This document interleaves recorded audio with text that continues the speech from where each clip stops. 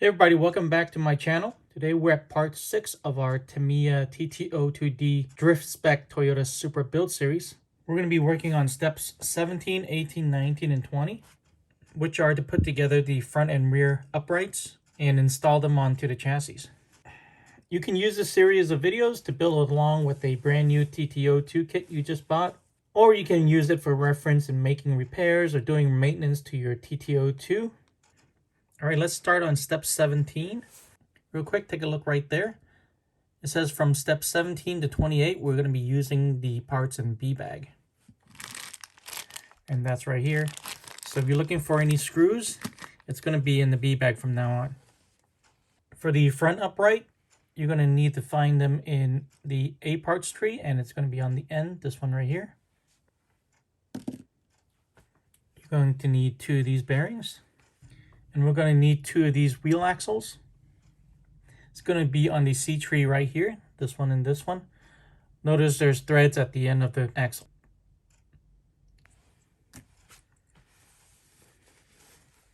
All right, this part is really straightforward. We're going to start with the bearing. We're just going to drop it in there and then push down. And it should be flush if you push it all the way down. And then we're going to put the wheel axle through.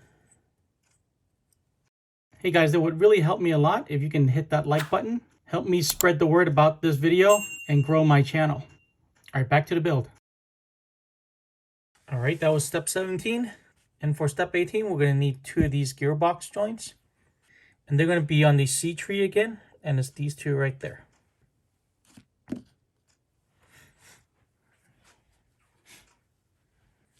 From the C tree again, we're going to need these 2 dog bones. We're going to need 4 of these hex head screws. They're going to look like that.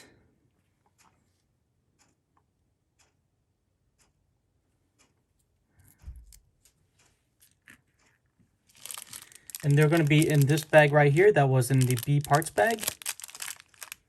And lastly, from the A tree, we're going to need parts 6, 8, and 10. And you're going to need them for both trees. All right, we have all the parts. Let's put it together. All right, so this is everything we're going to need to build one side of the front upright. So let's look at the sequence together. We're going to start with a screw. Then we're going to thread it through the A6 bushing. Then it goes through the arm and then into the upright. And then there's this A8. It's kind of a cup that the upright sits on. Then the bottom of the upright is going to thread through the lower arm. And then we have A10, which is a spacer. And then we have the other screw. We have the gearbox joint and the dog bone, which we need to put some grease on.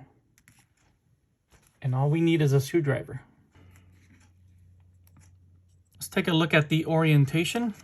This is going to connect to the steering assembly right here. So you're going to need to make sure this side is facing the chassis.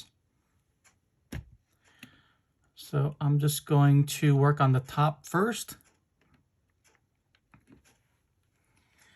And on top of the upright is going to be the bushing and a screw.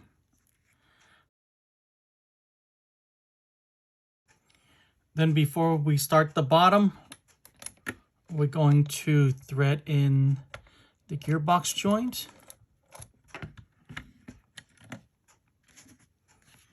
Then we're going to grease up the end of the dog bone.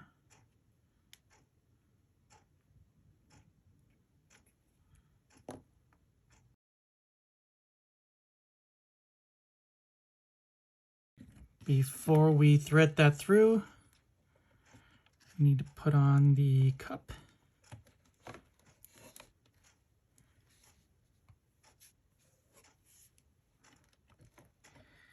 And then through the lower arm. And then to that spacer.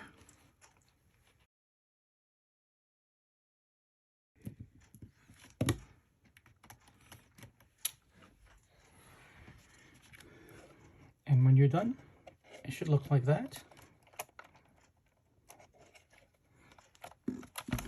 Let's work on the other side.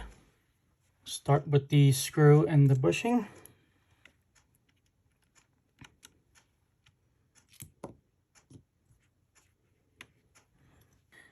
Then again, the upright, this part is going to face the chassis.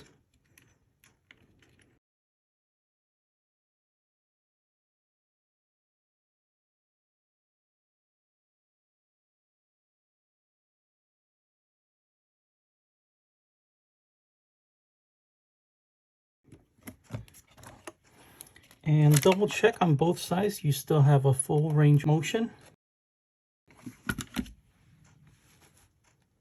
All right, and that's it for steps 17 and 18. The rear upright attaches to the arms laterally, and its position is fixed. It's not on the suspension balls. So the rear upright is going to be easier than the front. All right, let's tackle step 19. It's going to be very similar to the front uprights. You need to find the A11 first, and that's going to be right here. Going to need the bearings and the other two C3 wheel axles. Same as before, we're going to push the bearing through. Make sure it's all the way flush. Then we're going to thread that through. Now let's look at step 20. For step 20, we're going to need these MB4 pins. Take a closer look. There's only thread at the top near the head, and then the rest of it is smooth. Don't get them confused with either one of these. They look like this. We need the last two gearbox joints.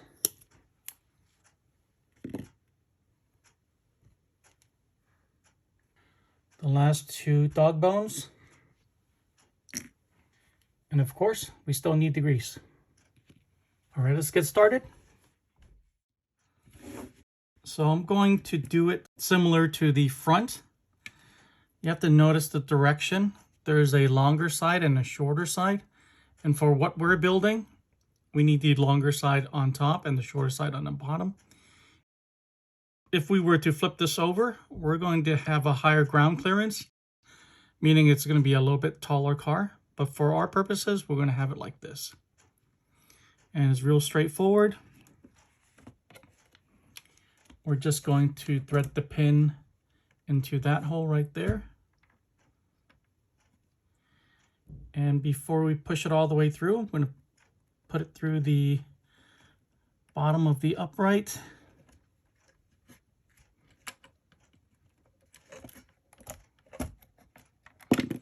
Okay. Don't over tighten this.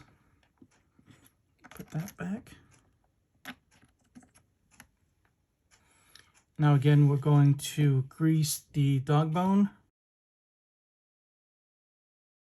Put in the outdrive.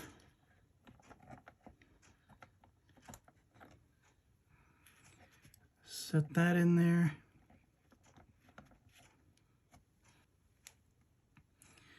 And then bring the wheel axle down.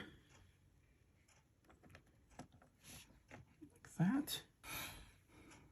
Now we can just bring everything up.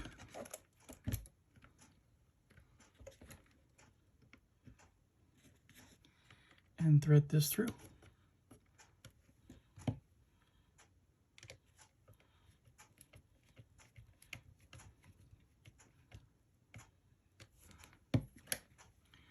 That's it. Again, check for full range of motion. Let's do the other side.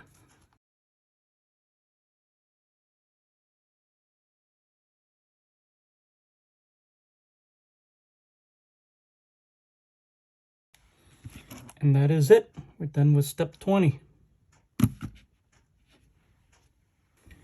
Before we go, let's take a look at page 19 again and see what we would do if we wanted the wide tread.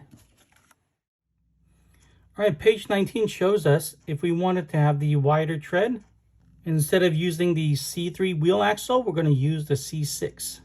We're also going to change wheel hubs from 814 to 813. And you can see the difference right there.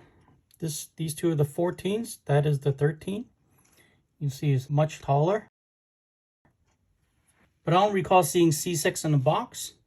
So maybe that's a hop-up part or only comes with certain kits.